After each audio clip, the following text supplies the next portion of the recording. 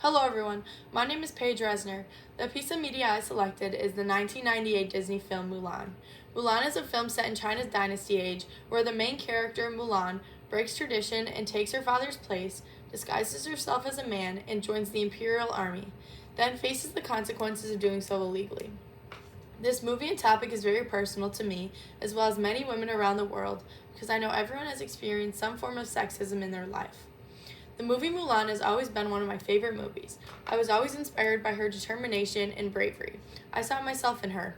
I always thought that the movie had an overall theme of women empowerment, considering it was a princess movie designed for young girls, and I always felt motivated and inspired after watching it.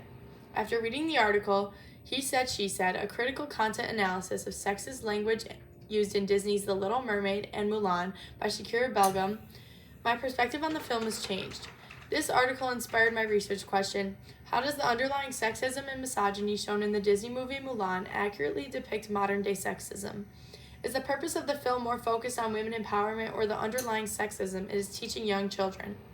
Does the tone, language, and visuals of male characters in the film perpetuate misogyny?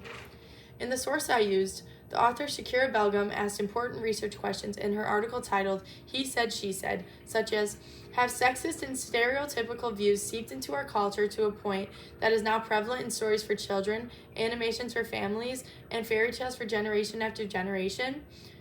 Her claim is that the Disney movie Mulan displays sexism and wonders if and how it has affected our culture. These questions opened my eyes to a completely different side of the film and made me wonder the true intentions. I also began to wonder if and why this sexism is normalized in society. She uses actual examples from the film to conduct her research and quotes it in her piece. She follows each quote with an in-depth analysis about their relevance to her claim. Belgum breaks up her article into three main parts, each part answering one of her research questions while also including an introduction and conclusion. The first topic she researched was distribution of the number of male and female characters. There were more male characters that had a major role in dialogue than female characters, she states.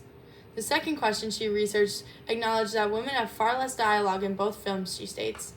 The results show that in both films, there were more male characters that had major role in dialogue than female characters. Finally, in the third, she covers the discriminatory language used by each gender in the film and compares the frequency to include who uses more. She categorized them into the following sections: blame, direct insult, indirect insult, interruption, sarcasm or status, assumption, direct commands, gender bias, and finally, objectification and dismissal.